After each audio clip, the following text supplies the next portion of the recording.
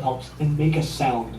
This isn't an animal that is going to kill you, but you probably want to avoid its defenses anyway.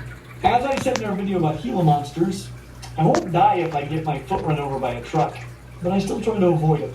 But the real reason that I wouldn't recommend handling them is because of how dangerous it is for the spider. This isn't the calmest of spiders, but it is the heaviest of spiders. You know the expression, the bigger they are, the harder they fall? Well, we asked Sir Isaac Newton. Fact check true. Tarantulas are notoriously fragile. Arboreal tarantulas are less likely to fall and tend to have lightly built bodies. This is not an arboreal spider. They can climb, but generally they spend their time on the ground down in a burrow. And again, it is the heaviest spider in the world. A nervous terrestrial massive tarantula is a recipe for a dead spider if you make handling a common practice.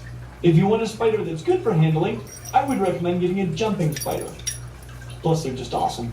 When it comes to care, we give the Goliath bird eater a score of 4 out of 5. New World tarantulas generally are easy to keep, though desert-dwelling, smaller tarantulas are probably the easiest.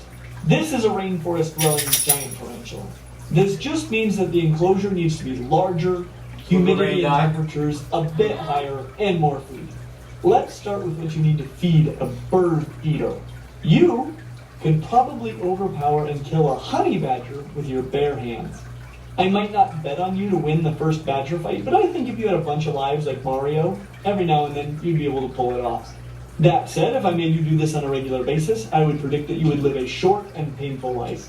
And this is why a diet consisting of live birds or rodents is not a good idea for your bird eater, badger eater. What is possible and what is sustainable are often different things. Live birds and live rodents are dangerous prey. Honestly, avoid feeding them to anything that will eat about anything else. What do make good feeders are insects like crickets and roaches, as well as other appropriately sized invertebrates. Dubia roaches are probably the best thing they could ever eat, and they get big, so they even make good feeders for adult bird eaters. How much less popular, though, do you think this spider would be if it were called roach eater instead of bird eater? Like most tarantulas, they don't eat a ton of insects, but insects will comprise the bulk of their diet. Given that the spider can grow to have at least an 11-inch leg span, the enclosure for an adult is considerably bigger than for smaller tarantulas. Make sure it has a very secure lid. These are big and strong, and escape frequently leads to falls. Though the tarantula in Home Alone seem to do okay, that enclosure should favor ground space and not even give the opportunity for the spider to get up very high